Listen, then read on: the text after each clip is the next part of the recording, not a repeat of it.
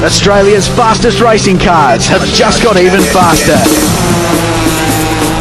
A new generation of high-tech machinery welcomes the Kumho Tyres Australian Formula 3 Championship as it celebrates its 10th anniversary in 2008. Today the series reaches Oran Park. 2 rounds have already been contested and the battle lines have been drawn between several top competitors in all 3 classes. New machinery has made these cars quicker than ever before and the racing even more ferocious between stars like Winslow, Tander, Karate, Gilmore and others. Whilst last year's title came to the final race of the final round, this one looks to be even closer. But after 2 rounds, the man out in front is a driver with 1 Gold Star title already under his belt. His name? Neil McFadden. Boasting a comfortable points lead, the former champion is embracing his chance to return to Formula 3 racing. We're running in Formula 3 category now, which has got the Gold Star status, so really looking forward to having a great season. We're currently leading the championship and we're just looking to try and further extend it and see if we can get away with another Gold Star. And why have you come back to the F3s? Basically got provided an opportunity through Piccola Scuderia, the team, and industry clothing as well with sponsorship, and you know, it's a fantastic category that I'd sort of done a little bit of running with about 2 years prior, but definitely didn't do a full season and had a bit of unfinished business that I'd like to do. And I tested with these guys shortly after I ran in Formula Ford, but it wasn't the right time for us to do anything, and now it's just come together well that we're able to race together, and great competition this year, and obviously a few internationals give it a bit more flavour. I just came in with an open mind with this car and drive it to the limit, and they're a fantastic car, and comparative to the old car they just do everything a little bit nicer with the braking, and the aero package is a lot better, and yeah, I think the speed of the cars is going to certainly show when we have the track conditions to show that. This track's been very good to me. I've won here both in Formula Ford and in Formula Holden, so I really want to use this opportunity this year to have a run in the Formula 3 here and make the most of it, and I'm loving it so far.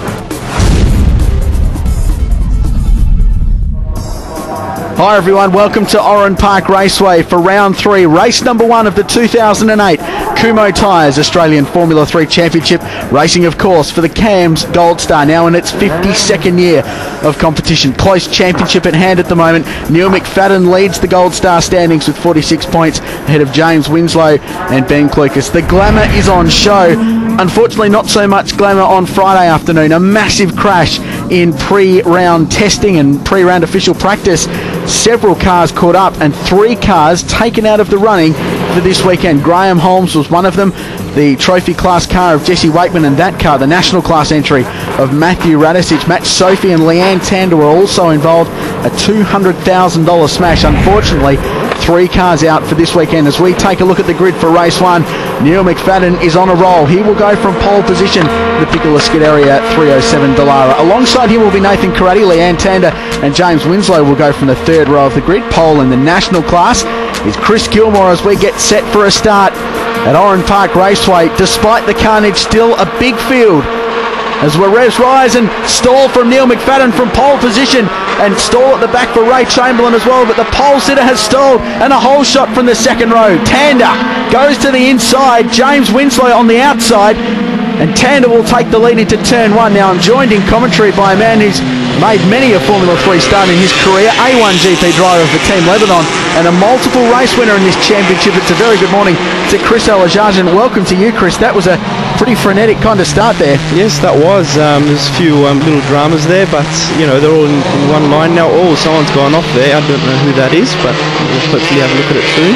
Well, I think that was Lee Farrell running off there, a national class points leader coming into the round. So, yeah, it was the No Fear number 6 car from Team BRM. And that car is well and truly beats. Wing on board, the national class 25 car of Justin Tate runs off the racetrack on the run down to Sutton's Corner. And that'll be doing all sorts of dramas to his floor of that 01 car. Yeah, it's getting a bit messy there, isn't it? Everyone's running off, just reminding me of my old Oran Park days where I had going off in that exact turn 4, I think it was, turn 3, sorry. Yeah, and safety car called to the racetrack. As we go on board with Stuart Costera, this is the view. You can see the bumps at the racetrack in the braking zone into turn 3. 2 cars involved there. they touch, or? Yeah, I think that was Ash Samadi was involved there in the Astudi Motorsport car as we set to go back to green. Leanne Tander will lead them to the line. Great start from the second row of the grid from third position. It's kind of ironic, I guess, that she was able to take the lead because starts haven't been her strongest forte, I guess, in Formula 3 racing. Withstand some pressure from James Winslow down into turn 2. Yeah, he got the slipstream down the straight because at the start of the restart of that time round, Leanne had a big gap and Winslow got into the slipstream and caught up pretty well, but she kept the inside line and didn't let him through, so she's done well. On board with Justin Tate. This racetrack is a high grip circuit and a track where the wings on these cars really work, isn't it? Yeah, the surface on these cars with the aero should be pretty grippy, but they're a challenging car to drive, so we should see a good race. On screen now is the battle a little bit further down inside the top 10. Stuart Costera in the Scud Racing car leading. Neil McFadden, championship leader, coming into the round in the industry clothing number 27 car from Piccola Scuderia. This is the ex-Prima Power Team 07 car that Ryan Briscoe raced, I believe, in the Euro Series. A bit of history there for you, and a bit of oversteer coming on to the start-finish straight. That wall on the exit of the final corner is pretty spectacular to run so close to that. That's right, it does come up fairly quickly and fairly close, so you just got to be careful on the exit there. Tander, Winslow, Karate, Sophie, Nick Percat, the South Australian on Formula 3 debut, doing a good job in 5th place. We then go back to Costera, and this battle he's having now with McFadden. Sizes him up on the inside, and a nice outbraking manoeuvre to move up one more position. Yeah, the Piccola Scuderia car, he's doing very well, Neil. On board with Justin Tate, you can see the bumps as he works through turn 4 and this wonderful run up towards the bridge. Go a little bit further back, the battle in the national class. In front there is John Whelan, New Zealand's Formula 4 champion for Piccola Scuderia, driving their 04 car this weekend. Ash Samadi, Justin Tate going through a screen. Behind John is Andrew Mill, the Property Solutions Group car.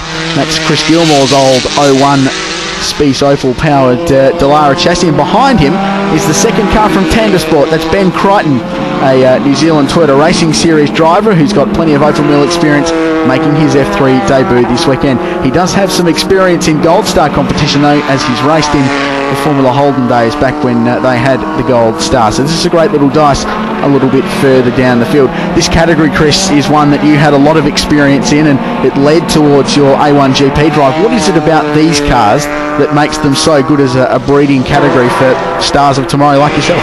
Well, obviously, if you get your first perspective of them, the looks of them is an open wheel car, and real racing is in open wheel racing.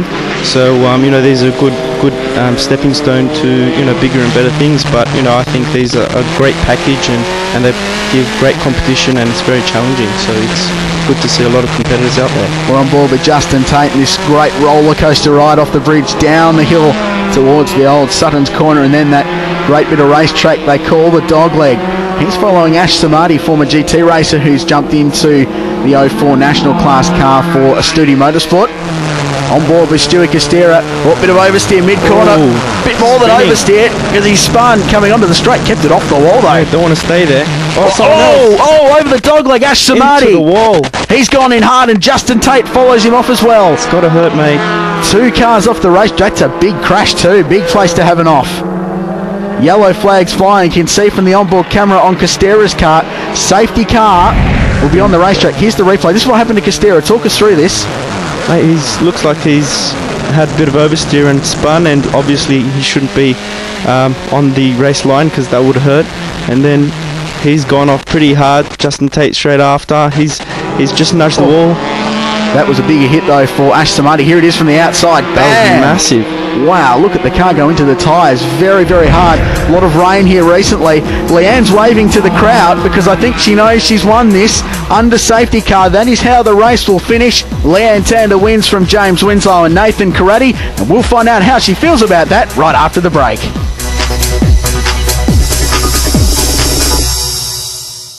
I was absolutely thrilled. I mean, the starts are what let me down last year, so I've been working on them and it paid off, and I was a little bit lucky because McFadden stalled, so I guess that helped me get past him as well, but I'm just thrilled. We went over the flip-flop and I think something was on the track, coolant or oil, and I slipped, went over the ripple and hit the tyre wall. I turned around and I was hoping that Justin doesn't hit me, because he actually slid on the same spot, and he came towards me when I was in the wall. So I hope that he's not going to hit me, and he didn't.